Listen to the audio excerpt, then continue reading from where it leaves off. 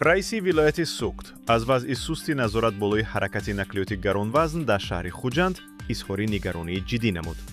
ба гуфтаи Раҷаб Ахмадзода, бо вуҷуди мавҷуд будани меъёрҳо, мошинҳои боркаши то 45-тоннагӣ шабона тавассути кӯчаҳои шаҳр ҳаракат карда, роҳҳои асфалтпӯшро хароб месозанд, дар ҳоле ки тибқи қоида онҳо бояд танҳо бо бор то 25 тонна дар роҳҳои муайяншуда ҳаракат намоянд. таъкид шуд ки дар солҳои охир даҳҳо километр роҳҳо бо харҷи давлат ва соҳибкорон асфалтпӯш гардидаанд. аммо фаъолияти бемасъулиятонаи баъзе ширкатҳои сохтмонӣ ки бетону масъолеҳро бо мошинҳои аз меъёр зиёд интиқол медиҳанд, боиси вайрон шудани роҳҳо гардидааст.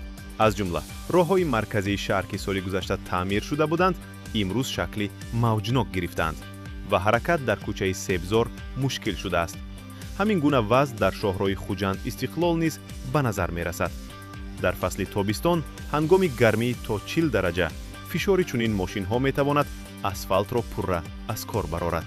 ин интиқодҳоро раиси вилояти Суғд Раҷаб Ахмадзода зимни муроҷиат ба роҳбарияти шаҳр баён намуда, фаъолияти сохторҳои марбута аз ҷумла идораҳои роҳу нақлиёт ва нозироти давлатиро барои сустии назорат сахт танқид кард ва дастур дод ки аз соли 2026 назорат ҷиддӣ пурзур карда шавад.